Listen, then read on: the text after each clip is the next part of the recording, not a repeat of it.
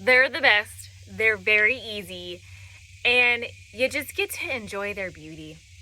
So as far as sunlight requirements, look at this beauty. I know.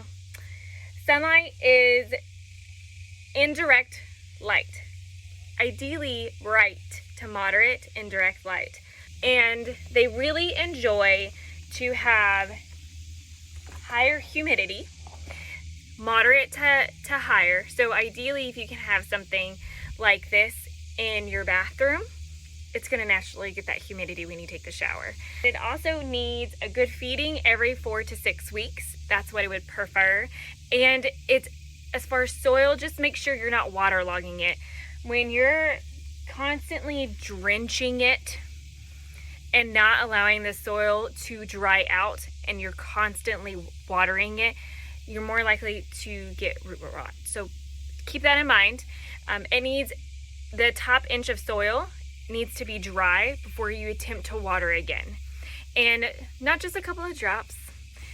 Do a nice deep soaking, but make sure you're getting that inch of topsoil dry first before doing that the next time. I would say watering every few weeks, but it very much is dependent on the humidity in your home, what type of basket you have it in, if you have it in a hang basket or do you have it in a pot that's going over the side. It's all very dependent on what you have. They're also very easy to propagate. So if you have some small trimmers like this, make sure you bleach them and clean them very well, as these are. You are going to take this portion right here. There is a node.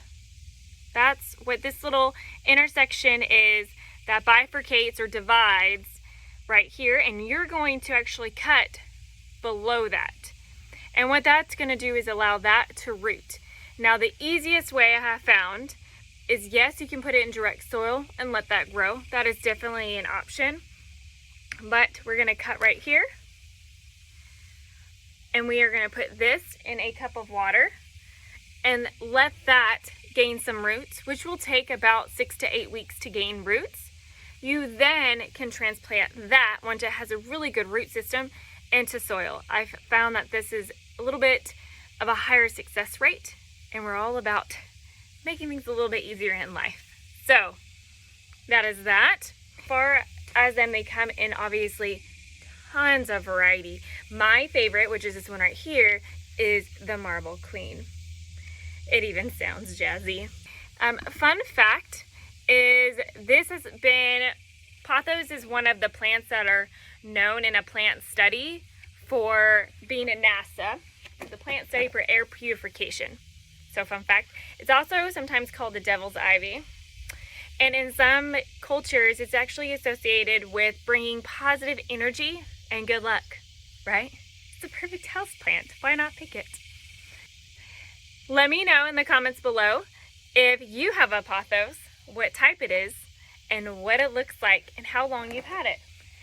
From here at Harvick Farms, I hope that we can learn together, inspire each other, and grow. Have a good day.